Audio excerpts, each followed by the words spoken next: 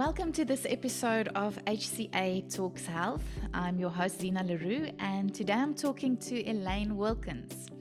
So, Elaine is a multi-award winning pioneering founder of the Trauma-Informed Wellbeing Coach, as well as the Chrysalis Effect, which is a provider of an online recovery-focused pathway for those suffering with symptoms of fatigue-related illness. And these include ME, chronic fatigue, and fibromyalgia. So thank you very much for joining us today, Elaine. I'm very curious about your work and excited to share it with our audience. Oh, thank you, Zena. It's a pleasure to be here. So the work you are doing is extremely important and it's very relevant, not only because it's helping a lot of people across the globe, but also because this has been a very personal journey for you. And I'd love for you to tell us more about this a bit later, but I think perhaps we should start with just some clarification around what ME, chronic fatigue, and fibromyalgia is, and what types of symptoms people can expect when they're dealing with these conditions. Yes, certainly. So ME is the abbreviation for myalgic encephalomyelitis. So you can see why it's abbreviated. Yes. And chronic fatigue syndrome is often abbreviated to CFS. Other sort of terminology is used as well, and fibromyalgia. And what they tend to have in common are symptoms that affect every system of the body. So that would be cognitive symptoms. So being struggling with memory. People describe it as brain fog. I know when I was ill, it felt like my head was filled with kind of hot cotton wool. So thinking and cognitive executive function processes are really badly affected, and that can be something that probably causes the most concern and stress in people. Then we're looking at obviously energy problems, so severe unrelenting exhaustion. And the gut issues are normally people will struggle with various compromised gut, so whether that's food intolerances, irritable bowel syndrome, and there will be bloating and all kinds of issues. So reacting to things like alcohol, reacting quite dramatically to caffeine, not being able to tolerate those things.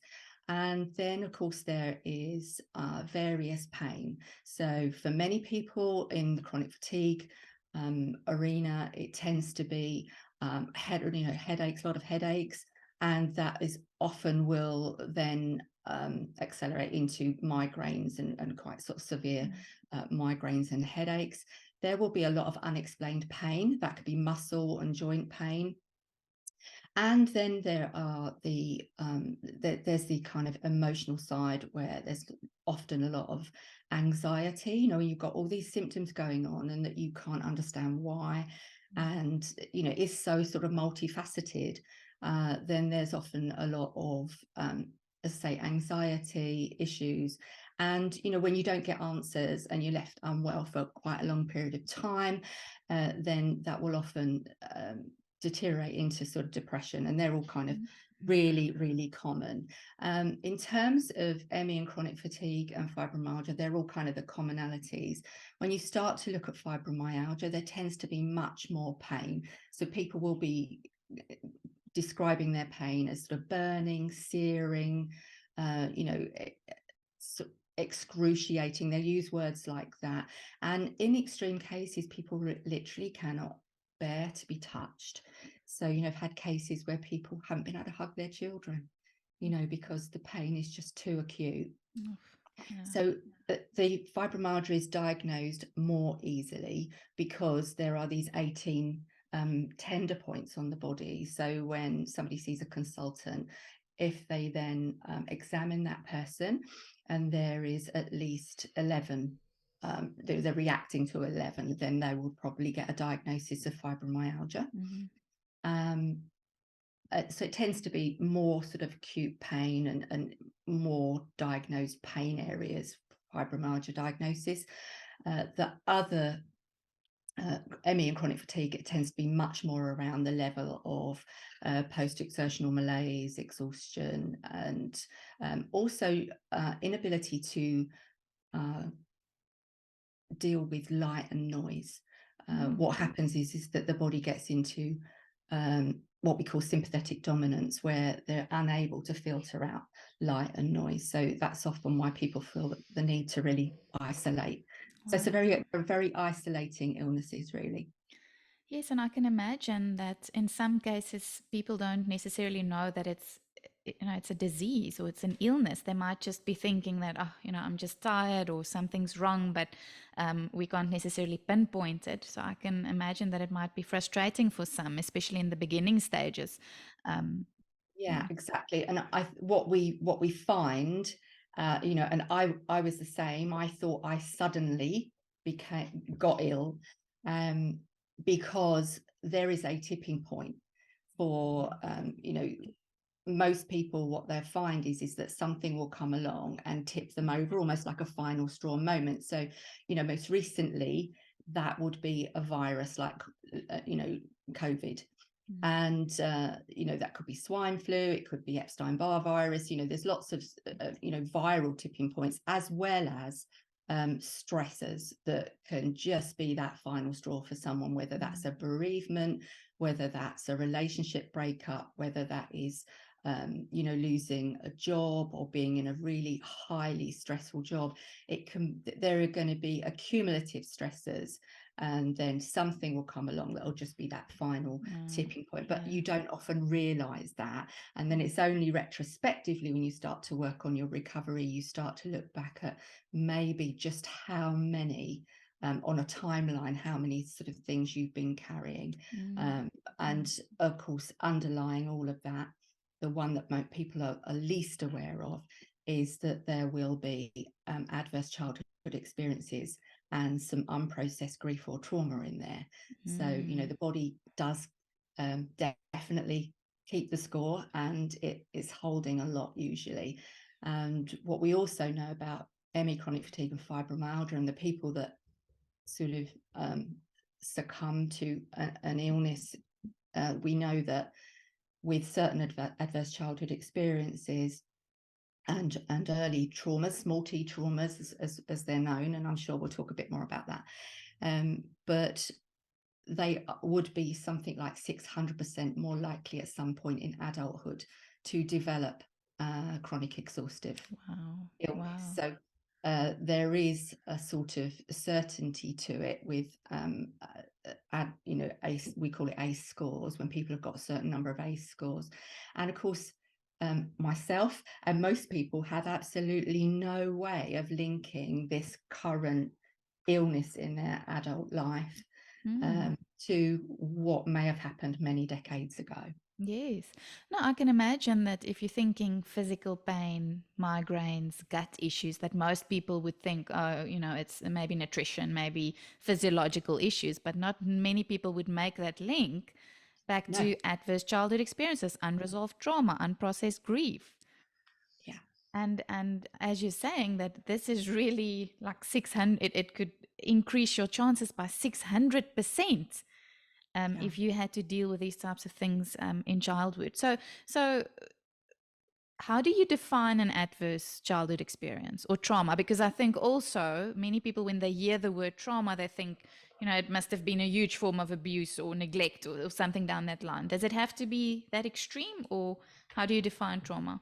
No, it doesn't. But the basis of how we can kind of get a handle on where people's trauma is starting off with ACE scores. So Dr. Vincent Felitti was running an obesity trial, sort of decades ago, and he was having fantastic success. People were wanting to lose weight, and these were kind of obese patients that he was supporting through a program to lose weight. And they did, really, really well, lost many, many stones in weight. And then, to his kind of disappointment, started piling the weight back on. And it was so frustrating because they'd been so happy to lose that weight. So he started reaching out and just calling them and seeing, what was going on. And by chance, somebody just shared that they'd experienced some abuse in their childhood. And that led him to start asking some questions to the other people he was calling. Anyway, that was the kind of the early stages of it. And he started to realize that there was this correlation between regaining the weight and trauma.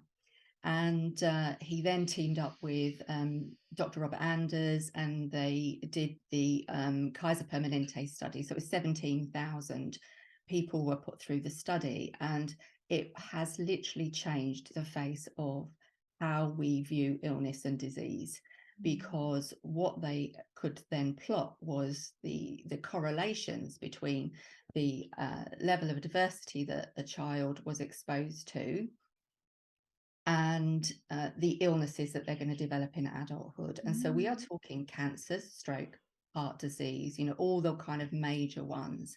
And as part of that ongoing and corroborating trials and studies that they've done, they've seen that that's also it's got a very strong link to addiction development in people, people using something to cope with the challenges that they've experienced in their lives, a sort of a coping mechanism that they will have adopted to feel better about themselves. So yeah, the original trial divided the adverse childhood experiences into sort of emotional abuse, physical abuse, sexual abuse, and it's, and also then household dysfunction. So if a child was growing up in a difficult circumstance, because as children we're powerless, aren't we? It's a lottery who we're born to, and the things that we're exposed to. So that can be if somebody in your home has had a mental illness and couldn't kind of emotionally attach correctly, so there wasn't sort of bonding or whatever at birth, maybe a very stressed mother. Maybe there was a substance abuse going on in the home and a lot of chaos. Maybe a parent went away, there was a divorce. So all of these things have an impact, and they're seen as a score on the kind of ACE scoring. And what we know is that right from in the womb, the stress levels and the cortisol that would have been circulating in the mother's blood is all starting to landscape that child's neurology. So when a child is born and they're born into a situation where there are those challenges and difficulties, and often when they don't get what they need, it's not necessarily physical harm or abuse in the way that we would think, but if that child is sensitive, for instance, and this is what we see in a lot of the profiles of people that end up with ME, chronic fatigue fibromyalgia, they tend to have a highly sensitive predisposition, and we know the genetics around that now. It's about 20% of the population are, we call it sensory processing sensitivity, actually. But the work of Elaine, highly sensitive persons, then we can have that predisposition, but we're born into an environment that's nurturing, and we've got great bonding, and we get the emotional support and the love and that confidence building that we need as children. If we get all of that, then the genes don't switch on that lead to those sort of longer term illnesses. If we don't get our needs met, and if we are in a highly stressful environment, then of course we know with epigenetics, it's the genes get switched on depending on the environment that we're growing in. So it's been compared to dandelions and orchids. So people that tend to develop ME, chronic fatigue fibromyalgia, they tend to fall under the orchid camp. If you've ever tried to grow, dandelions grow everywhere and anywhere, on a bomb site. But if you try to grow an orchid and it isn't got exactly the right soil, exactly the right temperature, and that sort of nurturing, it needs a lot more care, then it will thrive and it will blossom. So it's all of this thing, being able to bring this understanding and learning. My goodness, I wished I'd known it when I was ill, because I had no concept. Yeah, of course. So it seems like the trauma is directly impacting our bodies as well. So it's not just about the fact that those types of profiles of those types of people would use more harmful coping mechanisms, and that's what causing them to become ill, right? It's actually the trauma that's impacting, like you're saying, with epigenetics, certain genes that are turned on or off, more cortisol in the body, that's actually causing many of these symptoms. Exactly. And I know that like Peter Levine and Bessel van der Kolk has done important work in this area on how trauma is impacting our bodies. The body remembers, right? Body remembers. And recovery really, when we first started 15 years ago, supporting people with recovery, we were supporting people in these 8 key areas, biopsychosocial approach, because the acute disease model, the reason people get stuck believing that they can't recover is when they go to their GP and they have the blood tests and everything. Very, very difficult to get an actual test that defines ME or chronic fatigue. And so therefore, they tend to have all these symptoms. And so we know that the acute disease model tends to, treat the symptoms rather than address the root cause. Mm-hmm. And so, certainly in my experience, I was offered antidepressants 6 times. I was offered sleeping medication, because insomnia is one of the symptoms I didn't mention. Sleep issues is huge. And pain medication for the pain. So, I just had this real conviction in me. I think the teacher in me, I've always been in education and training. I'm always so curious. I always want to know why. Yeah. So I just thought, if that's just going to be a sticking plaster, if I can actually find out why my body has just, gone haywire, because it felt like, I think it's been described as internal global warming by Patrick Holford. If I could just understand why everything was going wrong and address those things, I knew that the symptoms would, fall away. I just had that absolute conviction. And that's what we see. What I didn't have awareness of at that early stage was anything around trauma. And so, I think one of my greatest sort of pleasures really is actually being able to see the light bulbs when people start to piece it all together and can relate and recognize that sensitivity in themselves. The type of profile that I was talking about in terms of sensitivity tends to be someone who is highly empathic, and really sort of is someone that feels things very deeply. And therefore, if we've had very difficult emotions and experiences in our past, then we tend to find that quite hard to process. And so the coping mechanisms often that people use is that they make themselves busy, and that was certainly in my history. I was very driven, very always sort of going the extra mile for people, very much a people pleaser, and we know that this all again links back to, if you have got a difficult childhood, you become hyper vigilant. You are watching, you are looking for people's reactions in their faces. If you're not sure whether a parent is going to be in a good mood or a bad mood and how that's going to affect you, then you literally are in this hypervigilant state.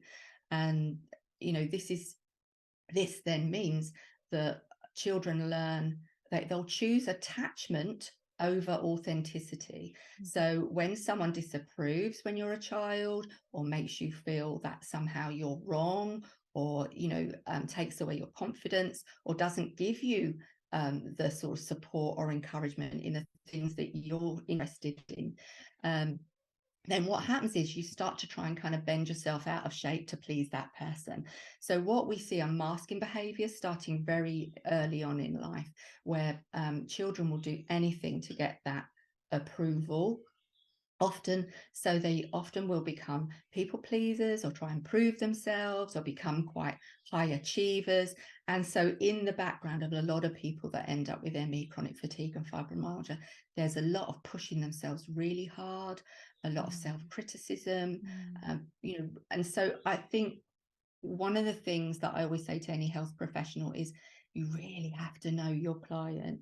And that's one of the reasons why we were so keen to make sure that people had this trauma-informed education, and not just about, what trauma is and how to describe it and explain it, but know how it affects your client from childhood up, so that you know who you're dealing with and what they respond really well to.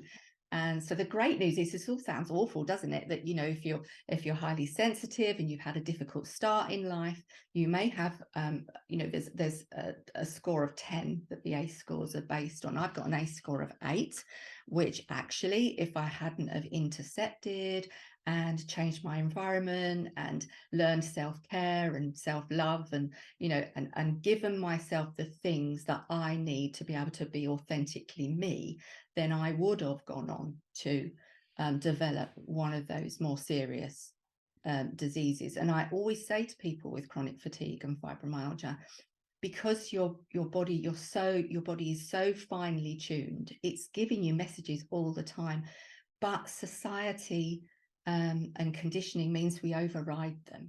So, as all health coaches will know, people come along, they're carrying limiting beliefs, they're telling themselves that they can't make changes, even though their body's screaming at them to make the changes. And so there is what we call in those illnesses, there's 6 phases of the recovery process. Phase 1 is the one where we're totally unaware. It's the denial phase, and it's where we would be self-medicating for the migraines and the IBS and the and not being able to sleep. So for me, that would have been,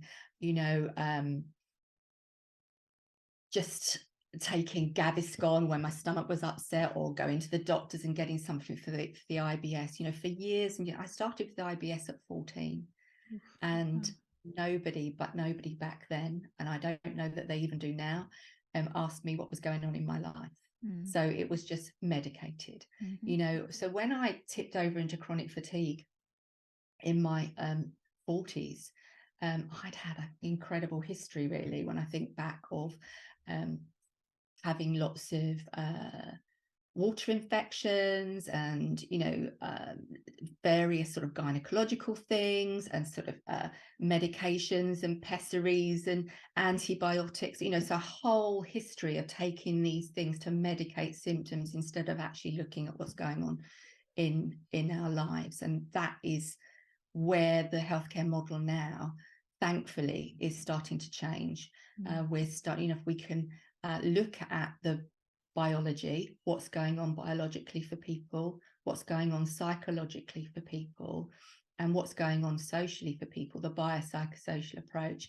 And so that's what we've developed in the Chrysalis Effect, so that people have a phenomenal understanding of what's led up to their illness, what their tipping points are, what their personal profile is, what makes us tick, what has made us perhaps negate our own needs and our own feelings in order to survive. In its survival, people have lived for a long time, they've had difficult start in life in survival mode, and the body has got a certain point where it will reach capacity, and it's trying to give you warnings that something isn't right in various areas of your life. And that can be your nutrition.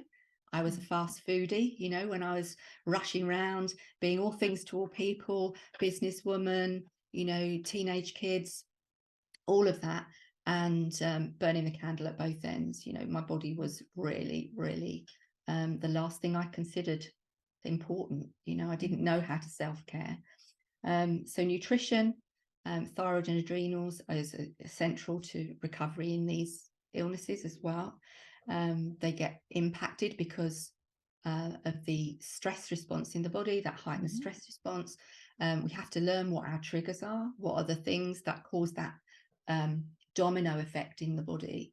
I think that's one of the most important parts of our recovery pathways, when we explain to people what the symptoms are and why each area of the body is affected. So for instance, the adrenal fight and flight response. You talked about Peter Levine's Awaken the Tiger. His first book was just such an eye-opener. That, when people start to release trauma, it can be a physical experience. You can feel the movement in the body. Use things like EFT, EMDR, to shift that energy. So the adrenals get absolutely exhausted because they're in perpetual motion, and the parasympathetic nervous system can't come in anymore. When you're constantly under stress, cumulative stress, and then the stress of illness that you can't understand. So people literally come to us, my body used to feel like it was jangling inside, and I thought I had some terrible undiagnosed neurological condition, but it was just, your body literally at breaking point with the amount of stress that you've been dealing with. Yeah. So, nutrition, thyroid and adrenals, we have to address those. We have to address the emotional health.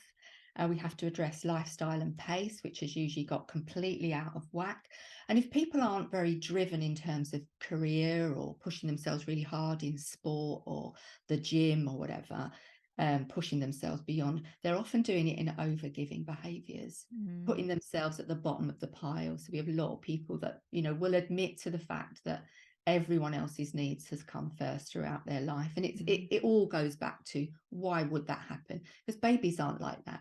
Babies are born, they're really kind of like, here I am world, and they will cry when they want something, and they will really let everyone know that they've got needs. And we learn to negate our needs to fit in, to please others, to get the approval of parents.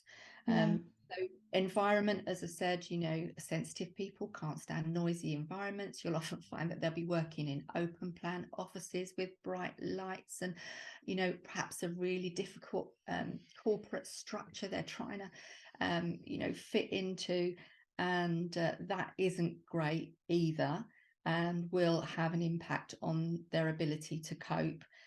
Often feeling you've got to be very extrovert to do well, when perhaps what we need is solitude. And that's what I learned through recovery, was that I have a big need for solitude.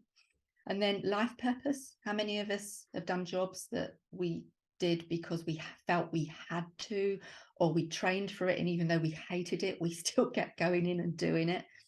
And then of course all of those things affect our relationships. The way we bonded with our parents will affect every relationship that we have. We'll get triggered by people, we'll be needy.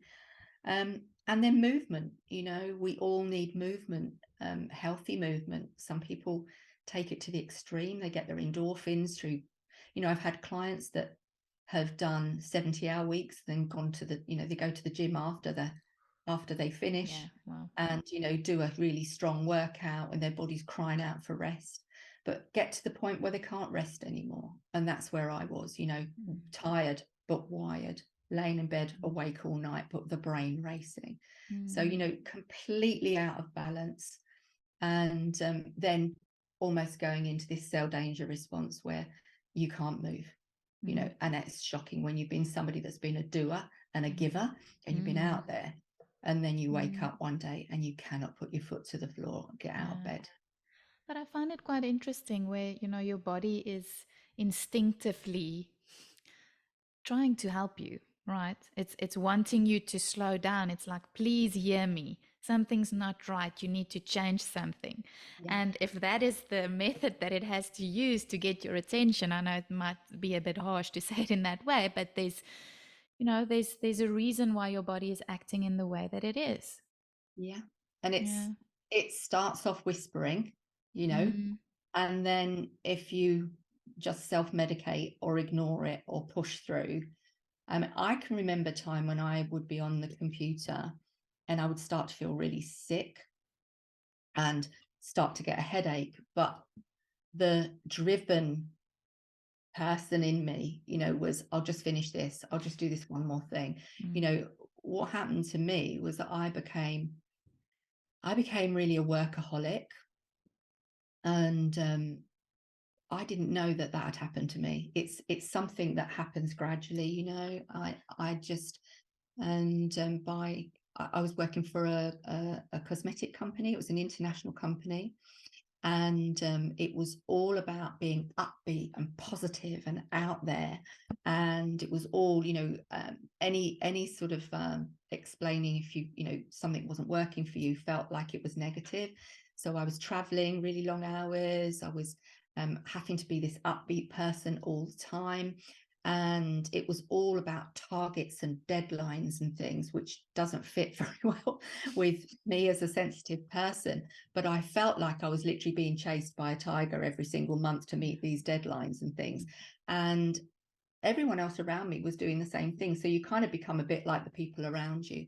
So I'd gone from a previous career where I worked from home, I was there for my children, and I had a really balanced life. So I was still carrying all my trauma and everything, but my life was kind of okay.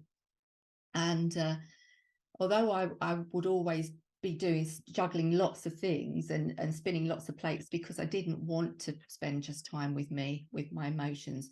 I'd had a divorce, I'd lost my first son, I'd gone back to work 3 weeks after I'd lost that baby. There is this inability to process deep hurt, because we feel things so deeply. Empathic, highly sensitive people, often very creative though, and very intuitive. So there's a really big upside to being a sensitive person. So I think recovery is helping people to see what they haven't allowed themselves to process and get support in, releasing and sort of releasing and resolving the trapped emotion in the body, getting rid of that. Looking at their whole, what works in their life, what doesn't work in their life. When are they saying yes when they should be saying no? What type of relationships, perhaps difficult, challenging, even toxic relationships, need to be eliminated? Often there's a history of very difficult family life in there, and people are still trying to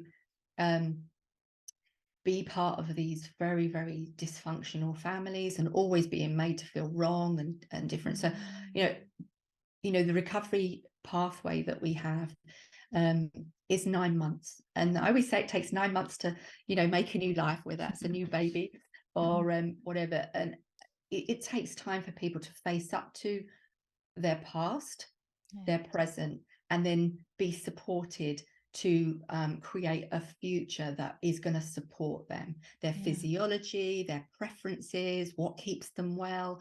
And that's a process to learn that. We have to let go of a lot of our old behaviors, our old conditioned beliefs. We certainly have to revisit our values. I think overgiving and not overgiving when I grew up. Working really hard, work ethic was something I grew up in. You worked your way through everything. And if you wanted to do anything for yourself, you were selfish. So, I had to really revisit all of that. And this is what we teach people to do. So the coaching underpins all of that to help people get the awareness, they get clarity of where they are and what's led them to that point. They get awareness of their obstacles and what's getting in the way of them being well. And then once they, I believe, got those things, that information, understanding the domino effect, understanding the iceberg, your symptoms are up here and below the surface is all what has caused you to override your body's messages and not listen. And you can't listen if you've never known how to care for yourself and how to, what foods you need, how much rest you need as a person, when you should say no instead of saying yes, and it's okay to do those things. Unless you've got all of that in place, then what happens is when people start to feel better, they just go back to doing exactly the same things again. I spent the first 2 years of my illness just trying to get back to work, to put myself under that horrendous stress again. It was only when I had a real epiphany that I just knew, for the first time in my life, I think since I started work as a Saturday girl. I don't even think it's illegal. It's legal now, but I was 12 when I started work and 14 when I was in full-time work. And all I'd ever known was work, and that defined me. So when I was and this is what you find with people, is when they're stopped in their tracks and they cannot do the things that they've always done, then there is an identity crisis. And that's why we call it the Chrysalis Effect, because you go into that really dark place where you've got to kind of let go of everything you knew and allow yourself to become who you always were supposed to be. That's And beautiful.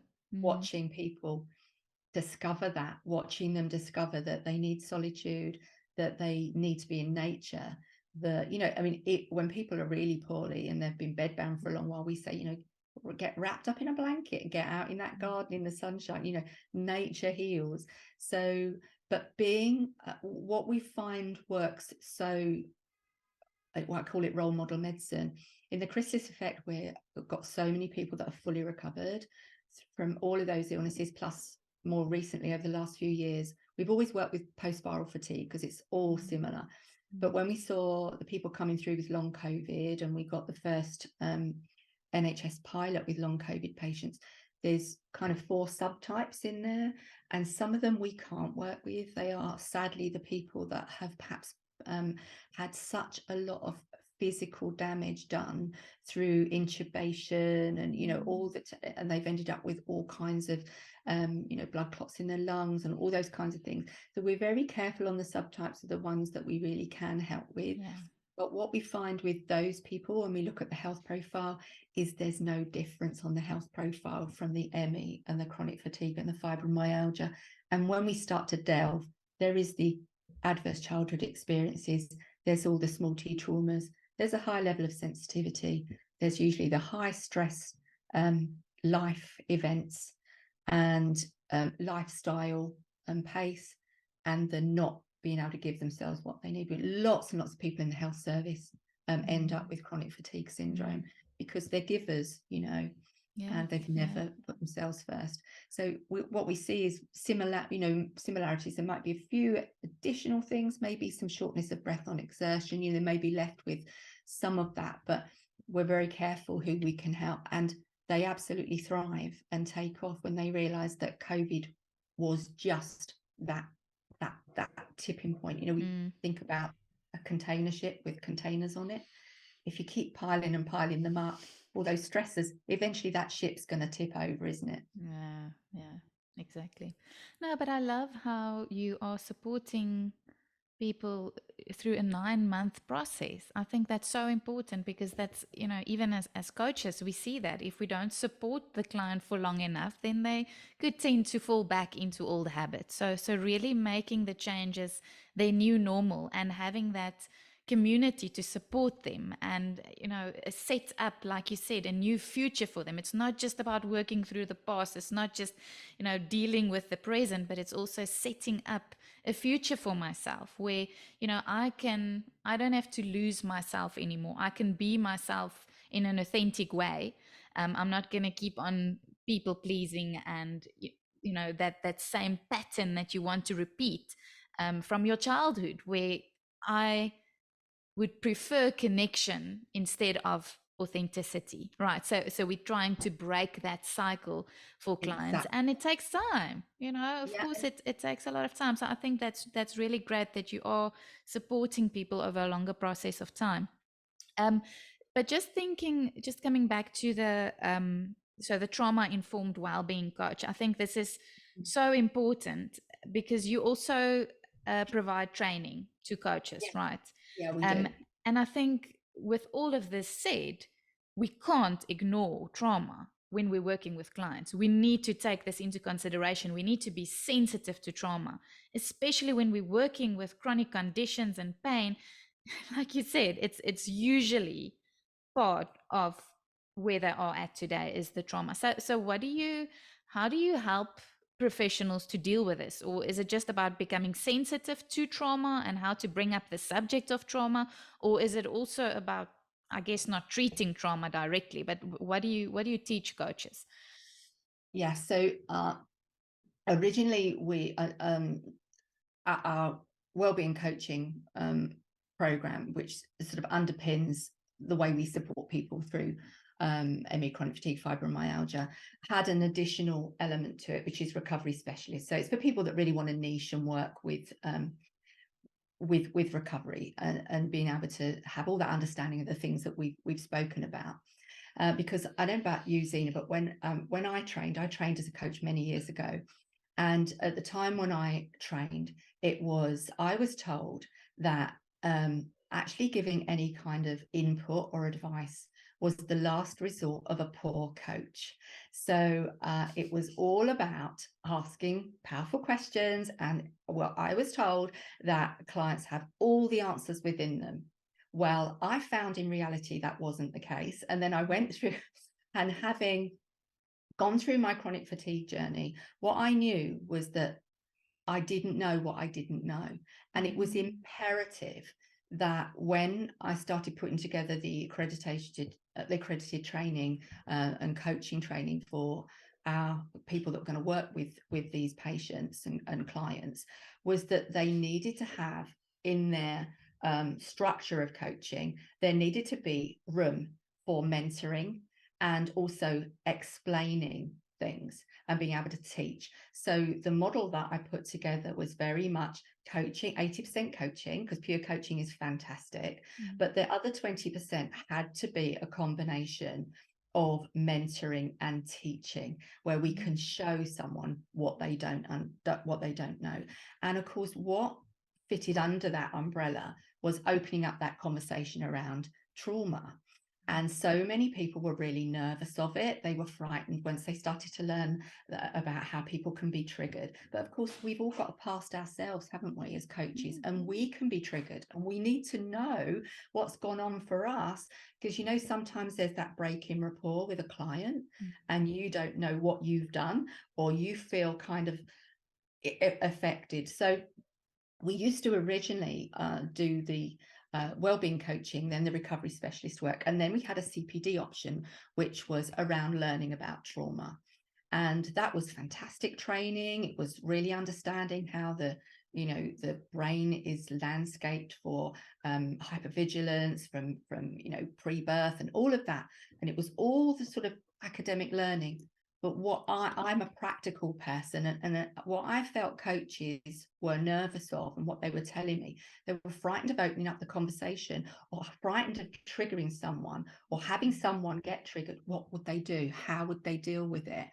And the thing as well for me was, when you think of the number of coaches out in the world doing all this amazing work, how can you sit with somebody one-on-one and have all this knowledge that unprocessed trauma can lead to long-term health conditions and things like that, and not bring that into that client's awareness? It's absolutely imperative. It's been called, the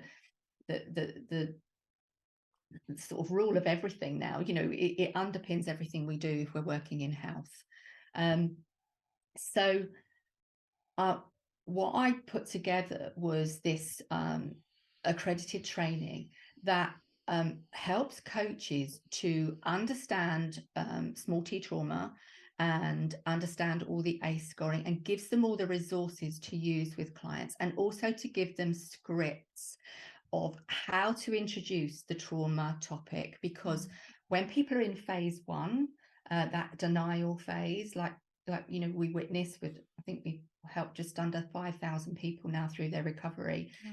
They're not going to have any awareness, and what I see is that light bulb for them is huge. But then what if they know they've got all this trauma and they know how it's impacting them? Then what? So having scripts to be able to open up the conversation, having resources for your clients to actually look at, and and for you to have that awareness, but to be able to introduce that tool at the right time for that person. And then the other thing is knowing the modalities that are out there that you're going to need to cross-refer to. I've been working in this field now for decades, but I am not a trauma release expert. I can explain it, I can teach it, I can support people to have those light bulb moments, but then I want them to be able to walk across the bridge, have someone hold their hand to take them into the right thing.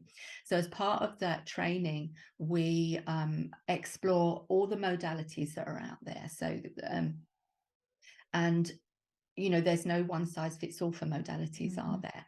So the other thing that clients will often say is, I've had counseling, and it either made them it was helpful to them, but they're still carrying their trauma. And the reason they're still carrying their trauma is because it hasn't been somatically released. It has to be released via the body, doesn't it? Yeah. Because that's where it's stuck, and that's why they're getting pain and symptoms and things.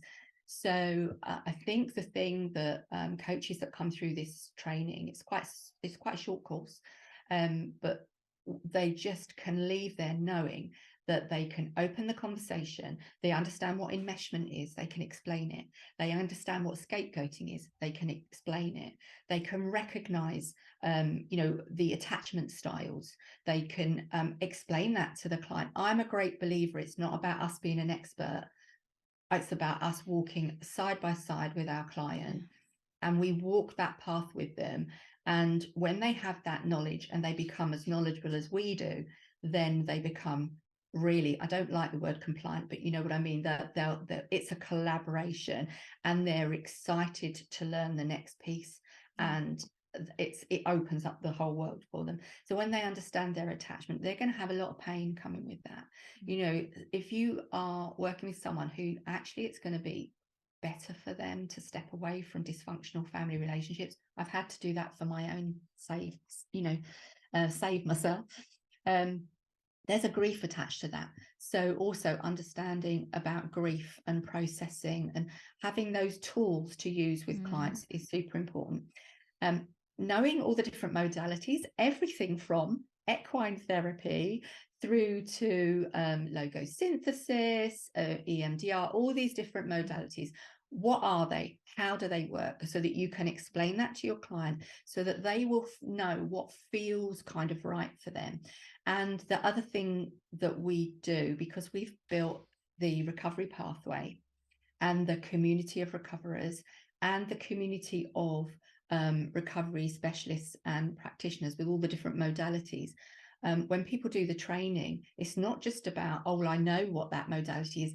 They're actually plugged into the experts in those fields. So they can refer and they can recommend to a client to have, a consult, a sort of exploratory consult with someone to see whether that is going to be a good modality for them. So I'm working with clients all the time where I get a sense of what modality they probably will feel more comfortable around, and I can make some introductions and some suggestions so that they then own that decision, because I've seen the damage of people just going and choosing a practitioner to release their trauma, and it has been the worst thing.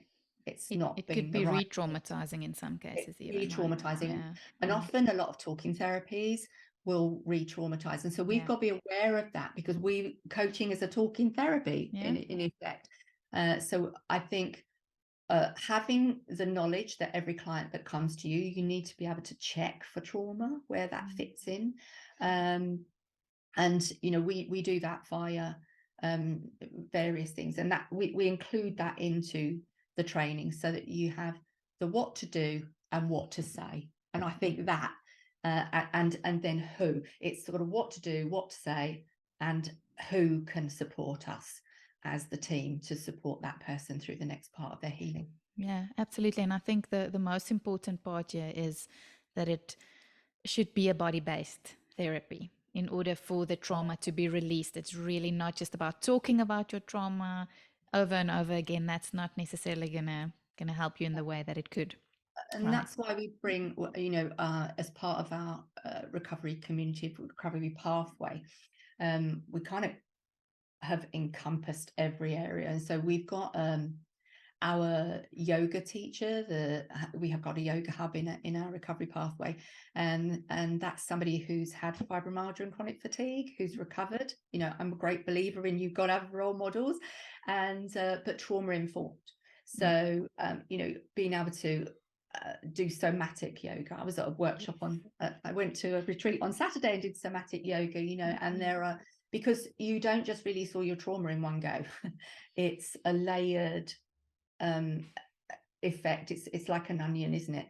So people will do a certain amount of work, and then they'll plateau for a while and be fine, and then something else will, the body will allow that then to come up and work with, and certainly in grief, and having really good grief recovery experts as well in the coaching team. And we're very lucky we've got that too. And we've also got people that deal with, the sexual abuse side or the domestic violence side, so I think to be a great coach, you need to be in part of a great team. Absolutely. I know that I don't have to have it all, know it all, but I do need to know what's available and how to help that person get what they need. I think taking the ego out of coaching and thinking we can do a certain amount with someone, but we're probably, we always work on a cross-referral methodology with all of our people so that they get what they need when they need it. Yeah. Thank you, Elaine, for informing us on this very important topic, and for putting together this program that's really supporting people in such a comprehensive way. Just to end off, just the last question. So, what we often see is that as our health improves, or the health of our clients improves, that their horizons can expand as well. So much is possible for them. It's not just about recovery, but perhaps even sustained health and well-being. So what would your wish be for someone who went through your program? Well, it's actually kind of a bit of a mantra, is that when people work through, we support them to go through those 6 phases of recovery. And when they get to phase 6, which is full recovery, they will always honor their well-being above all else. And that is my wish for every single one of them, because when they come in the door, they're not doing that. And when they, get those wings and start to fly, they will have their healthy snacks in their pocket or in their bag or in their car, wherever they go.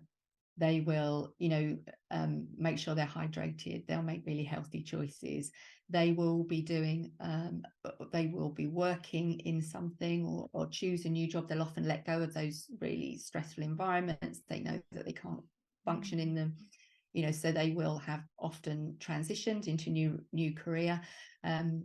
Something I'm really proud of is that we've got over 30 people that have come through recovery pathway and then wanted to help others. So we have a bursary program. And so we had people from all different walks of life that then realize, this journey was for me to actually get on point with my life purpose.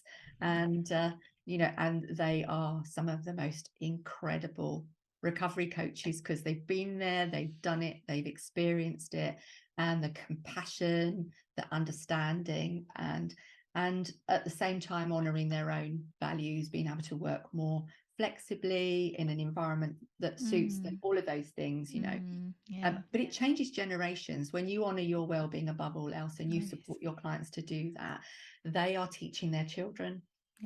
We've got amazing stories where that they've seen the difference in their families, their children, and we know that those children are going to go on to parent, and so cycles are broken. When you honor your intergenerational trauma cycles, it actually, we often say that, when someone highly sensitive goes through this experience, I truly believe that they are that person that's been chosen to break that cycle. And we say that to people a lot. And I had a very dysfunctional family. There was a lot of addiction. There was a lot of love in the early days, but not being able to meet those emotional needs, traumatized parents, intergenerational, so much there. And knowing all this stuff is so empowering, because I have broken that cycle for my family, and supporting others to do the same. And it all comes from learning to honor your well-being above all else. Absolutely. That's beautiful. Thank you so much. And thanks for helping us to understand how, an integrative approach is really key here. When it comes to these illnesses, there's not a one-size-fits-all solution necessarily. And that the support really goes a long way. So where can audiences find you? Just the last question. Okay. So our website is the chrysaliseffect.co.uk. So I'm sure you'll be able to write that down. It's always tricky to spell that one. Yeah, no, Still we'll get write it it wrong down. after all these times. But yeah, and also email if people are looking for information around the Trauma-Informed Wellbeing Coach. It's 5 modules, and really nice sort of short course that's going to give you such phenomenal insights for working with your clients. So the email for that is team@chrysaliseffecthealth.com. So I'll make sure that you've got that, Zena. Thank you. So Yep. that, we look forward to supporting coaches in being able to bring this really powerful message to their clients and transform their life and health. Thank you, Elaine. Thank you for joining us, and thank you for doing this very important work. Oh, it's a pleasure. Thank you.